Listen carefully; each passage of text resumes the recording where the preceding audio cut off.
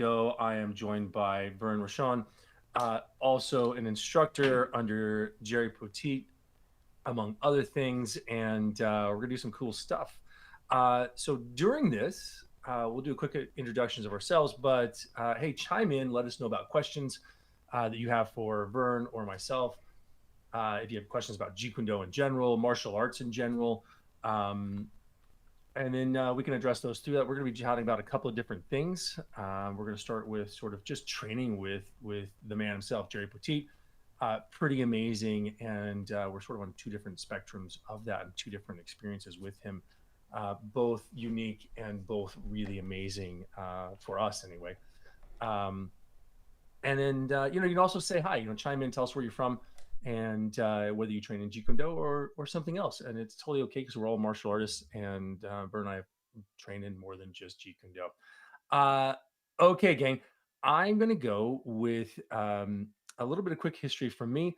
My name is Joel Ledlow. I was born in Oklahoma. I started as a wrestler, and then I got into dance of all things, and got into theater and got into movement, and went to UCLA where I was doing even more movement. Got into stage combat with a guy named Ed Monahan, and then I that sort of opened up the door to a whole lot of martial arts.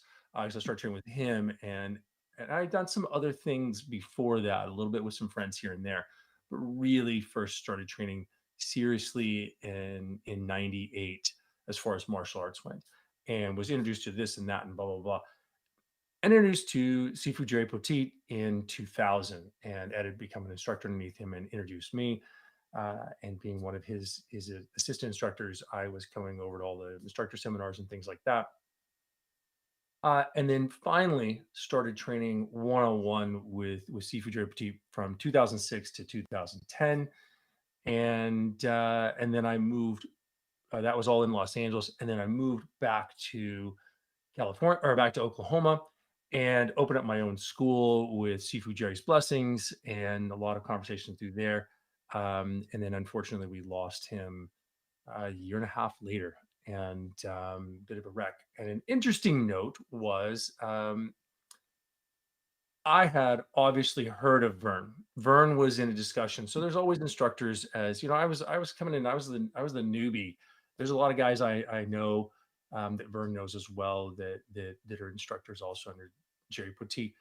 Um, and there's some people that I've never heard of, that train with him. And there's lots of people who are students of Jerry Poteet.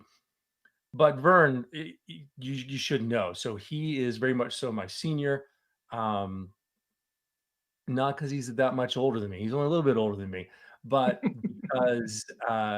because he was training before me, because he has some very interesting insight that I have found valuable, and I hope you do as well. I actually reached out to Vern and I said, "Hey, at the time I was living in Oklahoma and he's in Texas, and I said, "Hey, hi, I'm Joel, and I would like to get to know you a little bit better," and extended. And he graciously accepted my extended hand, and we've sort of been on Facebook, and we talked about trying to get together, and just and I moved to Canada then, and then COVID happens and craziness, but we're doing this now, and it's pretty great, and I'm happy to be able to introduce to everybody Sifu Vern Rochon.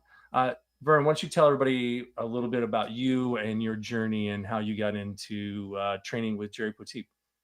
Okay. Hi, my name is Vern Rochon, and I first started in martial arts back in 1972. I was still in high school, and one of my close friends was part of a family, very famous martial arts in that part of Louisiana. I'm originally from Louisiana, the Fournettes.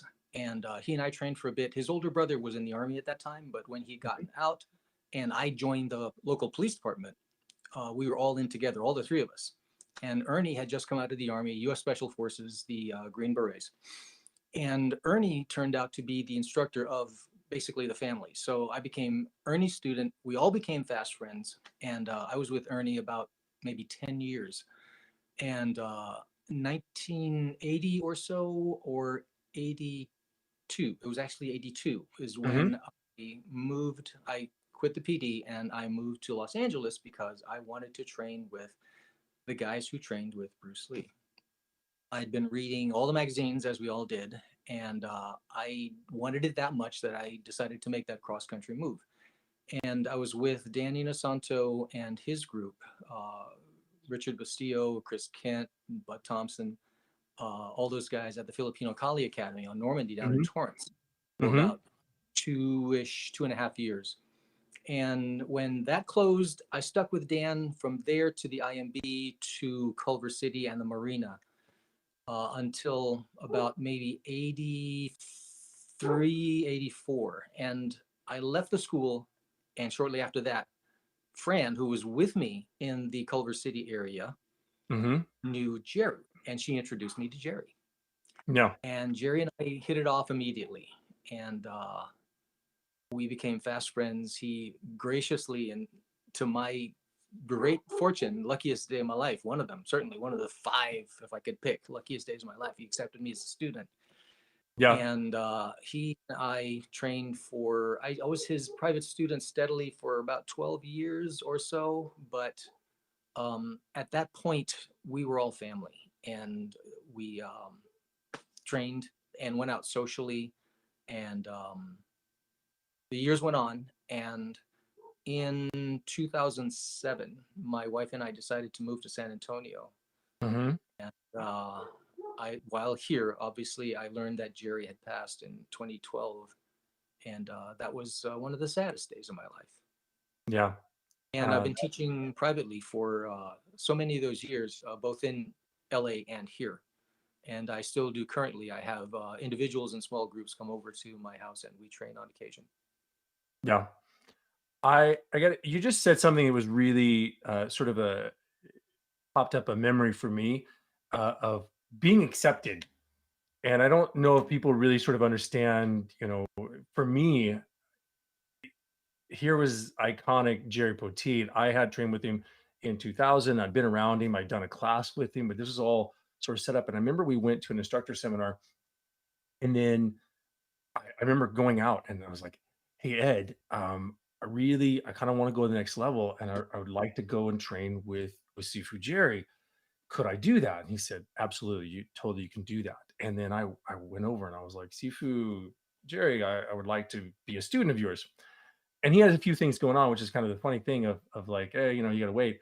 But he'd also gone and asked Ed. He was like, "Hey," because there was a lot of certificate chasers, a lot of people who were jumping from person to person, and he was not big on that at all. Like that No, was a lot of people were doing that. He did not like stabbing your instructor in the back to jump ship. And he called Ed and was like, "Hey, did you know this?" And Ed's like, "Absolutely." He talked to me about it first, which I'm so glad I did. But it just seemed like the right thing to do. And yeah, and then he eventually, that was in 2005 actually for me. But then he called me and we did a class after that, beginning of 2006, and then the summer of 2006, he said, "Yeah, come on over." And it's a really big deal to be accepted as a student, and sort of talking about memories. Gang, I say Jerry right now a lot, and I'll say Jerry Petit. That's so you do it. And if you don't know, Sifu is a title, it just means teacher. It's the way it's given to me, and it's kind of a big deal inside of at least our martial family. And Sifu Jerry was in there, and it was a big deal to him. From my stories I got with him, that Bruce Lee was not Bruce Lee. Bruce Lee was Sifu. And I remember him telling me that he had said, "Hey, we got into class, and um, I called him Sifu in class and Sifu outside of class so that I didn't make a mistake and I didn't screw up and call him Bruce and get in trouble." And I remember some of the other guys had different relationships, and I'm not against anybody having a different relationship with the man, but my relationship was he was Sifu, and Vern, we talked about this. I called him up and I was on the phone. And I was like, hey Jerry," oh, and we were talking and talking and talking, and then all of a sudden he goes, "Sifu," and I was like, "Sorry, Sifu," and I didn't call him Jerry after that once, just that because.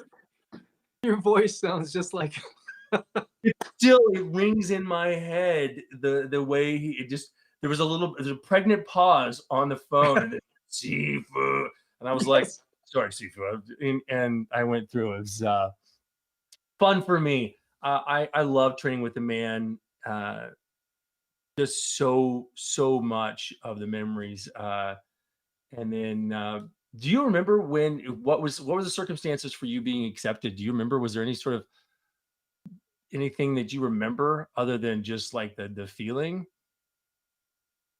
It was a Oh, there convers we it was a conversation. Fran introduced me to him.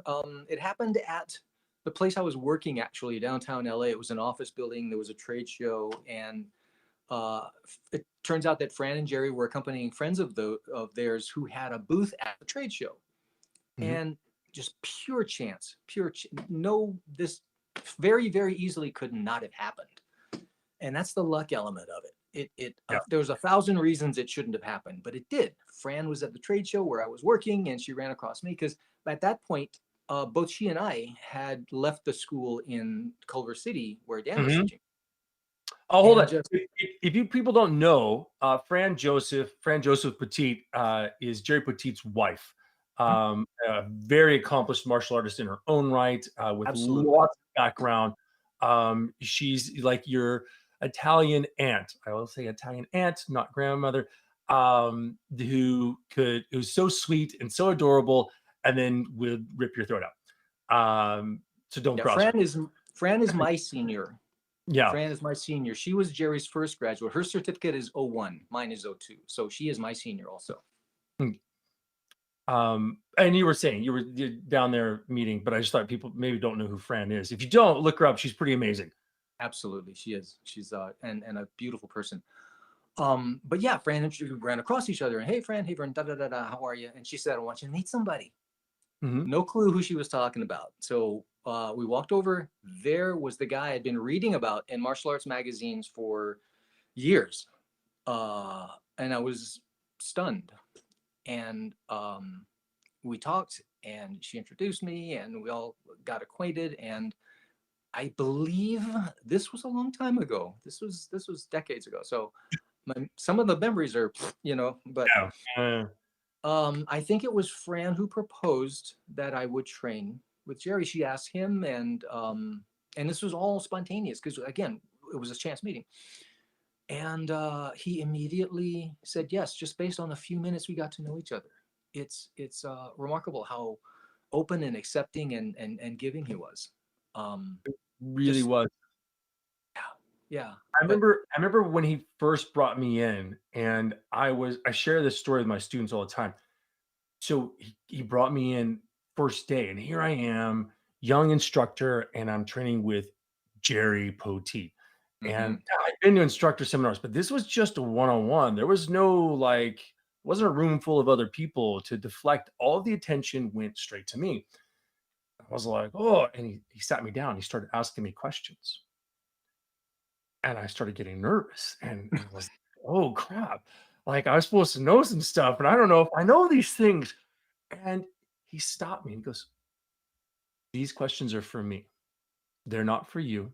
I just want to know where you are, so mm, then I can start you and go from where you are, and I can fill in which." And he was so gracious and so kind, that it was really amazing that that was in there for me, because I started sweating bullets for a second. I was like, "Oh poop, I'm failing already. We haven't even really started. I'm failing."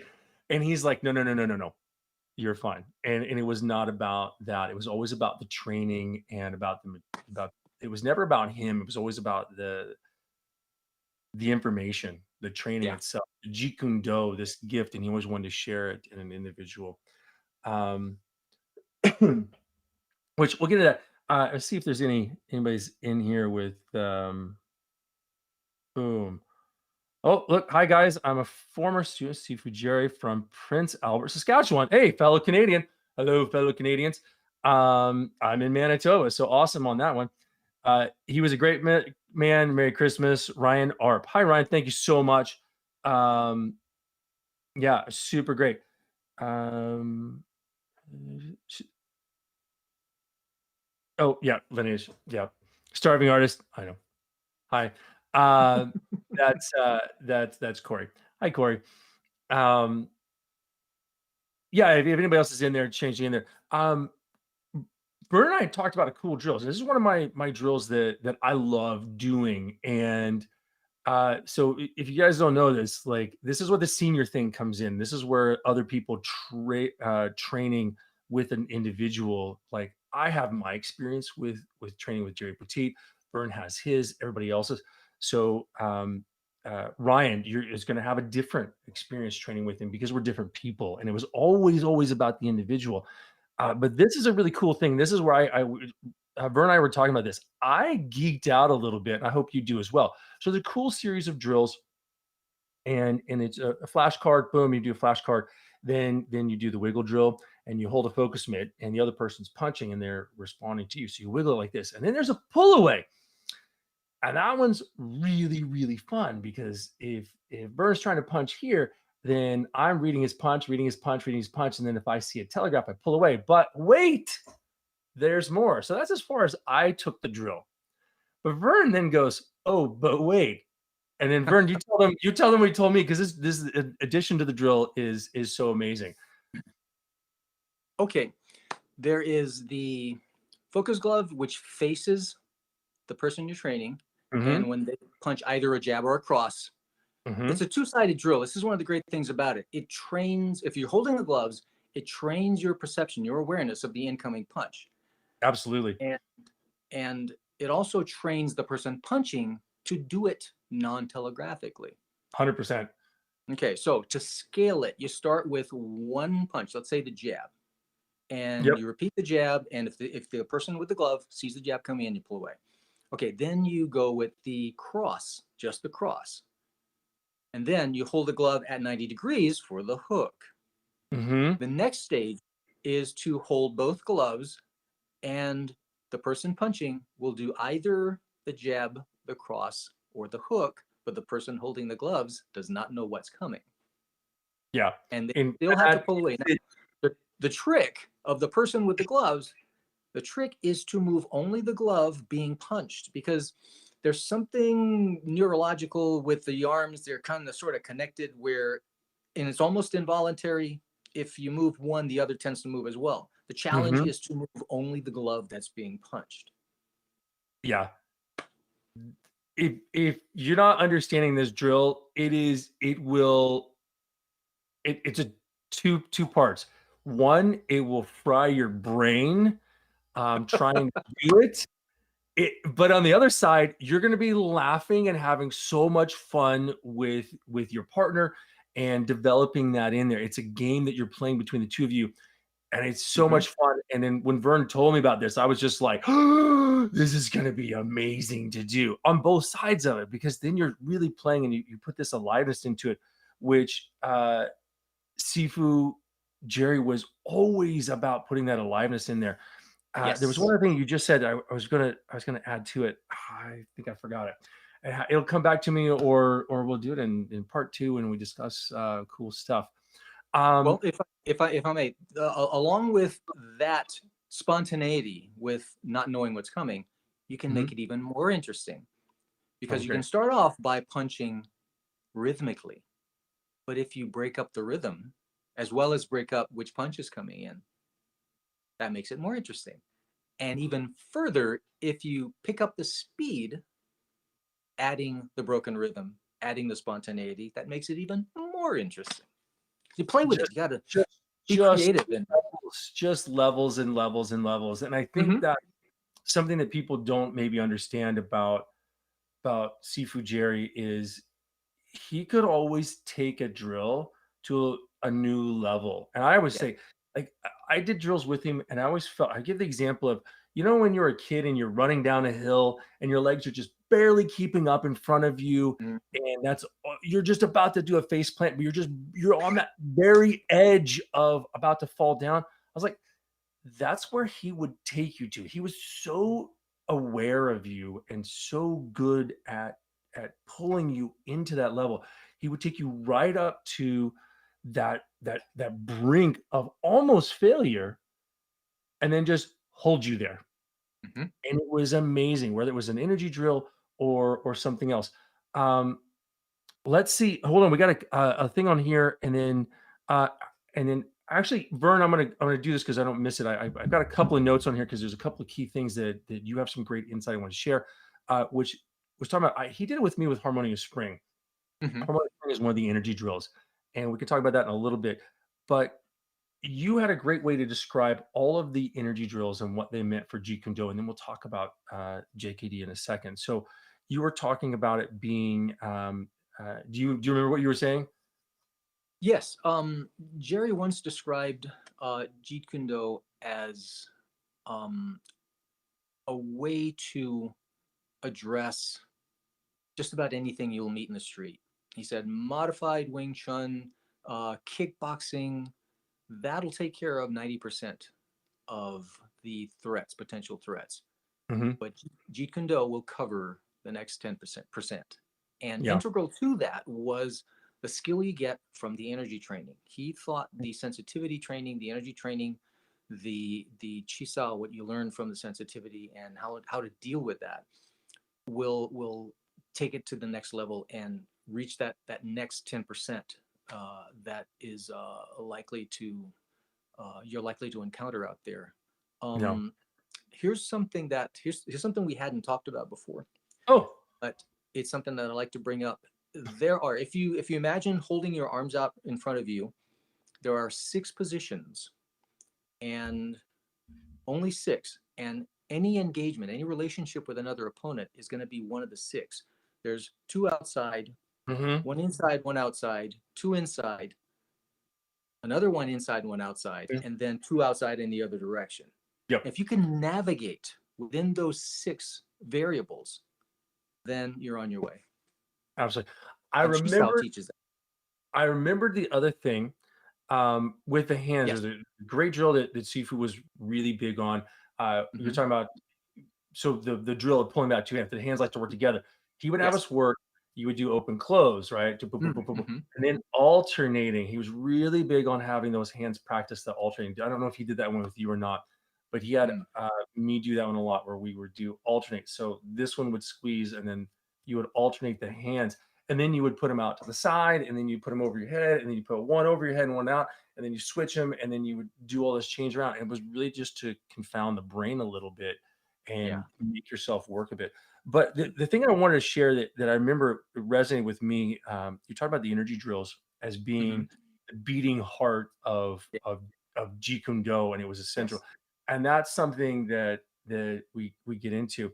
Let's get into a little bit, which goes into your insight, and we're kind of already talking about that. But for everybody out there, make sure if you're watching live, please give some questions. I'll try to get to them. I'm going to look down here in just a second and try to get to some of those.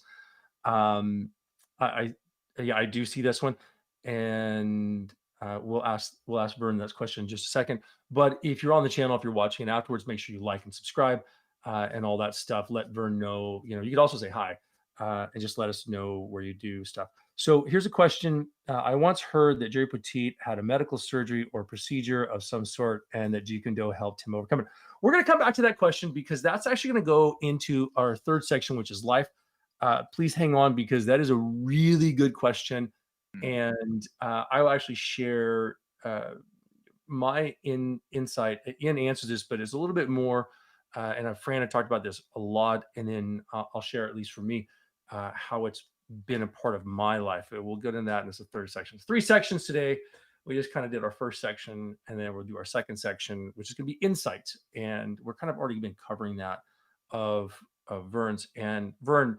So let's get into the insight and about Jeet Kune Do, but it'll also be about martial arts in general. Vern had a great way to the a great thing that he told me about Jeet Kune Do, and there's a lot of confusion out there. So for all of you that didn't have the fortune to train with someone like Jerry Poteet, first generation, who trained with Bruce Lee. I mean, I didn't get to train with Bruce Lee. Vern didn't get to train with Bruce Lee, but we got to train with Jerry Poteet. And Vern's trained also with Dan Santo and Richard Bustillos, a couple of other guys who trained with Bruce Lee. So his insight's even going to be a bit higher than not a bit, like Oh, come on. bit, a bit more, um, to do that. And there was a way that you phrased Jeet Kune Do, and if you're a JKD practitioner or have an interest in it, I want you to listen to this because the way Vern phrases it is really fantastic. Vern, I'll let you tell everybody, and then any insight you want to add to that. Okay, yeah, well, it's about how Jeet Kune Do is it's the again punching, kicking, the kickboxing element that's common. What Jerry did was carry on Bruce's approach of reducing the mechanics, reducing the use of the tools to their constituent elements. It's not Hmm. about style of doing it this way in this region or this country or that way that country. It's reducing to use of the tools. And what really made it um, special was the sensitivity. He really believed in the chisao and the sensitivity drills, and he said a lot of arts have kicking, boxing, but what what was the I called it the beating heart of Hmm. Jeet Kune Do was the sensitivity. If you don't have the sensitivity, you really never gonna get it. And I've heard people talk about like, oh, the Bruce Lee threw it away, and I was like, I don't understand that. I maybe he Mm-hmm. took it away for somebody else. I have some other things in there. We're not going to go too deep in there, but I've trained in a lot of sport and a lot of martial arts. There's always energy or sensitivity training in all of them, and I don't understand how you can just say, well, we're not going to do any energy training. I mean, if you're doing Brazilian jiu-jitsu or any other grappling, you're doing judo, you're doing boxing, you're doing any of them. The one when I've trained in them, there's always some sort of sensitivity energy. You just may not be aware of that, I think. But going back, I just took a note because you said something that I wasn't expecting in a different thing. So I'm getting bonuses, everybody. But something else I want you to that I'll say for it is Okay. described, not defined. Oh, And yeah, I know. So Vern told me this, and I was like, yeah, that's pretty good. I was going to ask Vern about his take on people saying, "Oh, um, uh, what is your take on?" So Ian is on the channel. If you don't know Ian Baguette, Ian Gray is with me. He's just in the behind the scenes right now, but he's putting on there and he's answering you for us so that we can have conversations. But it's a great. Vern, your take on people saying that Bruce Lee threw away the energy drills. no, he didn't. What is your take? Yeah, you don't think so. I No, that's a flat no. And beyond that, he elevated it to um, a higher importance. It was central. It was again the heart and soul of why this art works. Um, I've read that, and I never heard anybody who worked out with Bruce, who was trained by Bruce. just Jerry gonna never say said, this Dan never said, this isn't just Jerry Poteet because that's my perspective is no, Jerry Poteet, but you also train with Dan and train with Richard, um, and you never heard them say that either. nope, no. Yeah. So I think wherever that's being heard from, that might be an individual thing, but when you start throwing three guys who are pretty well known to have trained a lot with Bruce Lee, and they're all saying that. And I don't think that Taki ever said that. I mean, Taki was doing stuff, and everybody else was most of the people that I know were doing it. I also Um, know Steve Golden and Steve. I've yeah, visited Steve, well, I've met Steve. He and Nancy used to visit Southern California on occasion. Steve is also very, very skilled, frighteningly skilled at yes, sensitivity. And Steve, Jerry, everybody I have ever known and who's trained with Bruce, um, spoke about how he was skilled. He was unnaturally skilled, hmm and the comment that I've heard repeated was that uh, when whoever the person was, whenever they touched Bruce's arm, you lost. He had you. No matter what you did, no matter how hard you did it, how soft you did it, what direction you did it in, no matter what you did, as soon as that contact was made, that engagement happened, Mhm.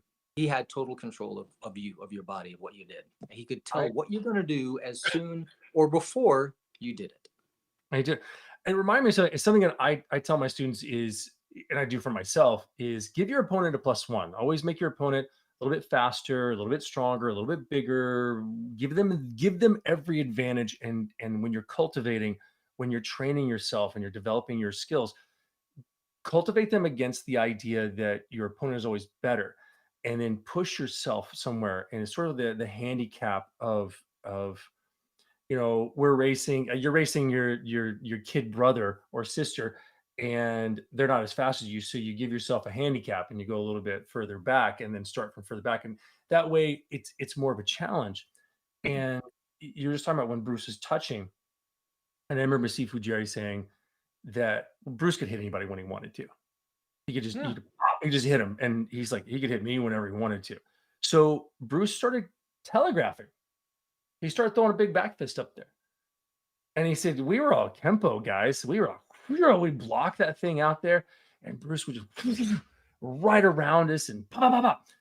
And he said he would handicap himself because he was better. His sensitivity was better. His awareness was better. His everything was better, so that he could go through everybody. So he would give himself a handicap in order to level the playing field and challenge himself more.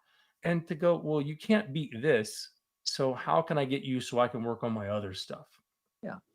Yeah. And That's why I can't understand. Well, I have a theory. I have no proof or evidence at all, but just speculation that people, whoever have said that Bruce threw away sensitivity, threw away Chisao, etc., mhm. maybe said that because it wasn't something they could learn and or apply themselves.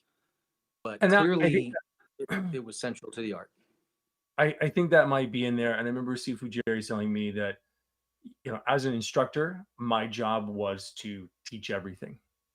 As a Hmm. martial artist, and I hear this a lot from a lot of JKD people, oh, make it your own, blah, blah, blah. Well, as an individual, yeah, you can do whatever you want to, man. You want to do back fist and side kick, like great. You want to do Bill G, it's fine. But as an instructor, we have a responsibility to present all the information. It's a smorgasbord. I have a full menu. I'm the chef, and here's the menu of everything. Now, you may not want to try everything on the menu, but I have to be able to make everything on the menu. I have to be able to present you with it. I may make you, whatever on the menu, and you may go, "Oh, this is terrible. I hate this." As an individual, well, sure, you can do that. You're like, "I like the burger. I like the noodles. I like the this or that. I don't like the cake." Okay, great. But my responsibility is to present as much of that menu as possible that Bruce Lee formulated and was passed down, and Sifu Jerry would do that. And sometimes it was like I've found in the years that I've been teaching, sometimes I actually not all that great at something, but I've had a student who was way better at it than me. Mm. And it's a bit surprising, because their physical attributes work for it, their mind geeks out on it, which I think is also something else of how does your mind twist? I know that Sifu would always talk about the philosophy and the energy, and he would geek out with Bruce Lee about it, and I got to geek out with him about it, and it was one of my favorite things. Did you get to do a lot of? Well, actually, you were telling me that you want to just share with everybody, sort of some of your insight of talking philosophy or doing energy training with Jerry Poteet. Yeah, he encouraged, and this goes along with the philosophy of the art. He encouraged Mhm, experimentation. That's one of the great things about this art. You've got your building blocks, your fundamentals, and we talked a bit about this mhm, already. Simplicity, directness. Um, I like your word invasiveness. I use mhm. aggressiveness. The part They're both that good words. the bit that there's no passive moves. Mhm, Jeet Kune Do is always encouraging hitting. Jerry's one of his. I, I've had the pleasure of dusting off very old memories in preparation for this, And one phrase that he always said, and I pass along to my guys, is think of hitting. Oh, I must have heard that a million times from Jerry. Think of hitting.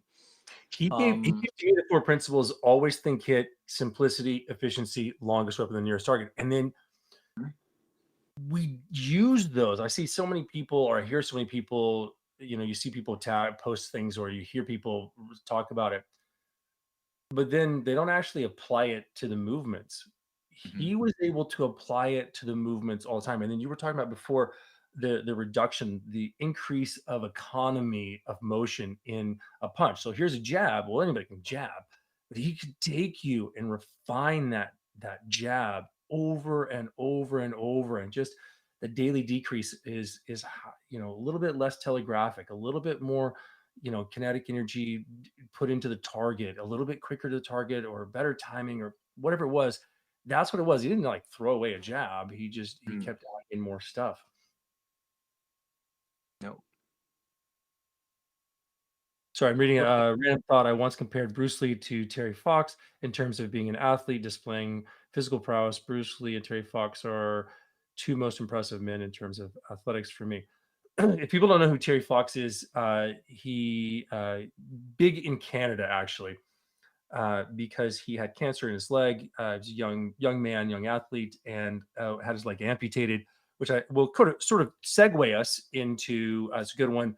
It's a great question. Everybody, say hi from wherever you are. Put some comments in. We're going to go into sort of our third thing of this great conversation that Vern and I are having. I'm very lucky. I hope you're enjoying it. Is talking about JKD martial arts and Jerry Poteet, but also how that applies to life. And I think for that, I said I would go into this a bit earlier. We're going to talk about life and talk about it and the positivity that these things have had on us as individuals. Terry Fox, the big thing up here is the Terry Fox run, because he had cancer. He had his leg amputated, and then he started doing a big awareness for Canada. Sorry, I'm still working on my history. It comes up. It's a big thing the kids all do at school. Look up Terry Fox. It's a really interesting story. And he was running across Canada. Unfortunately, he died before that, to raise awareness. So he was a cancer patient, and there wasn't at the time a lot of resources for cancer research and cancer treatments. And he said, "I'm going to run across Canada." I think a few times he had to. I haven't looked at the story in a little bit. I think we watched it last year. Um, I'm not known for the historian part, but it's in there. And I don't know if I think I think Bruce Lee applied it to his life, and so Terry Fox doing it, and I think for both of them, which is what I feel that Jerry Petit did, and all of my great martial arts instructors, and what I aspire to do as an instructor, is have a positivity and have a positive impact on not just my students, but on the families and the communities and my own family and my own life, and going through there. Vern, would you agree? And any insight you want to share on that of JKD and martial arts and Jerry Petit in your life? Yeah, absolutely. Um, I I've had bad experiences, as everybody does. One of the worst is death in the family. I've experienced that too. And um, what Jerry inspired is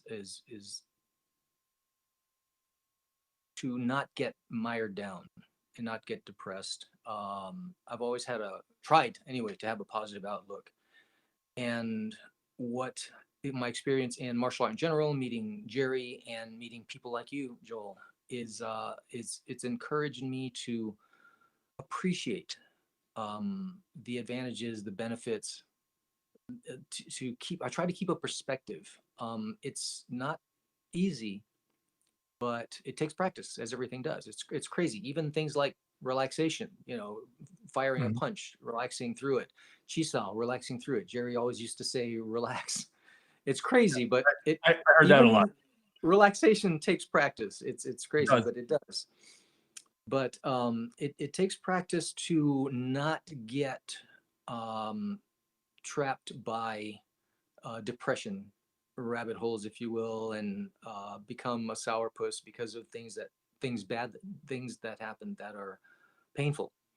Hmm. But I like to back off and always look at the big picture and see what I have as well as what I've lost, and the former so greatly outweighs the latter. And Absolutely. I got a lot of that. I got a lot of that from Yeah. Jerry. From I mean, he himself was so positive and so generous. Well, going Serious. back to someone had asked the question before, and I don't remember the exact year, but it was early '90s when he had a liver transplant. His liver just crapped Yeah, out, and so were you around at that point at that time? I was. I was. That was about the time we were doing a lot of film stuff, and Mhm, I would help out Jerry train. Not only other students come in to train with him, like for a weekend, that sort of thing, mhm, but I would do things like draw. I don't know if you're familiar with the storyboards. It's kind of like a mhm. pictorial fiction of, yeah. Well, yeah, you would know storyboards. Uh, but help train some of the actors, that sort of thing. Worked with Jason a lot on the Dragon film, Nice. but that was about the early mid '90s, and there was even a point the nucleus was active at that time, and they were still putting that together. And there was one event where there was a meeting at Linda Lee's house in Boise, and for that meeting, for that time period, Jerry was a little too ill to go, so he asked me to go in his place. So yeah, I was there at that time, and he's just nothing stopped him. He just kept going, and I went know through surgery Fran and recovered. And I know Fran had said that, and he said this several times, and there's an interview that I was part of 12, 14 years ago, hmm where Sifu was getting interviewed, and someone had reached out to me like Jeet Kune Do, and I was like, well, why would you talk to me? Like, well, talk to him. Go up, and I brought in, but yeah, they were also interviewing Fran, and he was talking about that was a big thing for him to overcome, and he was directly applying all of his learning that he'd gotten from Bruce Lee, all of the Jeet Kune Do, the philosophy and the outlook, everything that you just said to his experience, and then he passed away in January 2012, and then June of 2013, my wife was diagnosed with brain cancer, and she had a tumor about this big. It was a cyst and a tumor in her head. that's huge. That's huge. It's so I we tested it, and everything you're talking about of trying to stay positive in there, it really changes. A lot of people think about the punching and the kicking and fighting and being tough, and it's like yeah, I Vern, you're in law enforcement. I did security in bouncing, glorified bouncer in Hollywood for years. hmm Yeah, we've been there, we've done that, but for most people, I don't think they're going to have uh, fights. Most people aren't going to have fights. You can get away from fights. You can be like, oh, that looks like a bad situation and walk away from it. But how can the training help you in your life do the really big battles? And for me, the really big battles are like you say, whether you're with Sifu Jerry, of you're going to have a liver transplant or something else. There's something, a big surgery going on. My wife having she had a weight craniotomy, and she's doing fantastic. But that was a huge deal. We had two small children of having a loss of the family. People are going to get that, and I think for us, I what I'm hearing from you and what I know for me is, and from my conversation with Jerry Poteet, where the training is fantastic for the physical and the mental and all the stimulation that way, but the emotional and um, uh, Character, character, so that you can face something with dignity and positivity and move resilience. the resilience, absolutely, of coming in there. And I think those are bigger battles, and they're battles that that people are gonna face. And that, I think, is the tougher battle than punches hmm and kicks are one thing, but what do you do when something is so much bigger than you and so much stronger than you, and you can't punch it and you can't kick it? Right, right. How do you deal with it then? And as you said, it's your character. how do you come into there? Let's see if anybody else got anything else. I don't see anybody else having questions. Vern, I've had a wonderful time, and I would love to let you just sort of finish up, and then we'll wrap on there. But I want you to go if there's any other story or any other insight or anything else that you would like to share. You know, whether it is a as a student of martial arts or Jeet Kune Do, whether it is as an instructor, any words of wisdom, as just as a person, you know, just anything you'd like to share that you would something you maybe got while for your time with Jerry, or in retrospect. A lot of things I got from, or in just retrospect of. I actually I got a great one for you. I got a great one Okay. for you. I'm going to give you 2 seconds, and this one's one for me because I run into this one a lot, Okay. and there may not be one thing, but maybe you could just sort of talk about it. What would you like to share with him today? You could. Um, wow. I would like to share with him the how I feel about my experience, what I've gained from him. I'd like to express appreciation. If I could talk to him, I would do that. Words fail me right now. It's just it's like it's like not defining Jeet Kune Do, but describing. It's indefinable. You can't put borders around it, but you can. Uh, I can describe how I feel, but we had more fun. Just as an example, just as an example. As I said, it didn't take long to be very close friends, and at that point, again, family, friend, family. What we would do on occasion, would we take off, and my wife and I would pick up Jerry and go to lunch restaurants. Go to this might sound crazy, but go to gun shows at the LA County Fairgrounds, Orange County Fairgrounds, Mhm. and we just have a blast. Have a blast walking up and down the aisles. He would buy her little presents. Their irascible, rascally senses of humor were similar, and they'd be firing one-liners. My wife and Jerry Poteet would be firing one-liners at each other as we're walking Mhm. along. It would be hilarious. But doing that, Jerry and I would I'd pick him up and we'd go to lunch someplace near Venice Beach. Early on in Venice, in the training, they lived in Venice for a bit. After the Mhm. class, after I'd been training with Jerry, we'd take off a couple of blocks from the beach. We'd walk up and down the beach and look at all of the crazy vendors, all of the booths, all of the funny things going on, and just have fun. He used to say, even when training, this is serious, but it's also fun. Yeah. So it's you want to have fun, but it's also serious training. The play, but play seriously. Play, but play seriously. Exactly. Uh, but it was a wealth of experience with martial art royalty, and I there's no um, way to adequately human language cannot capture what I feel Totally, about totally feel you my on that one. time with Jerry. I 100% feel. And gonna wrap this up, but everybody, that is something that I aspire to do, and that Vern aspires to do when we pass it.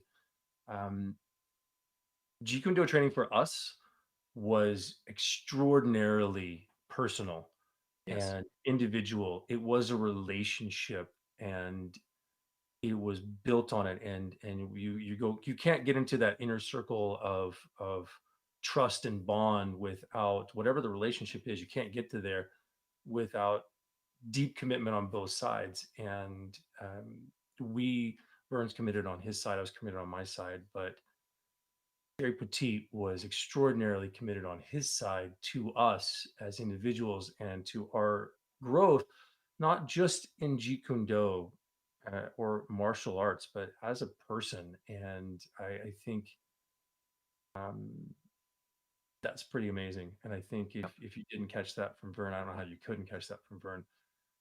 the impact that an individual can have on you. And I think if you can do that, that's a pretty amazing thing.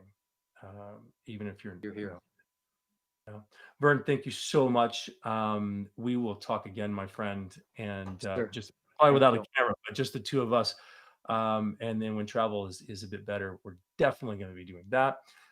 For everybody else, please tune in the channel.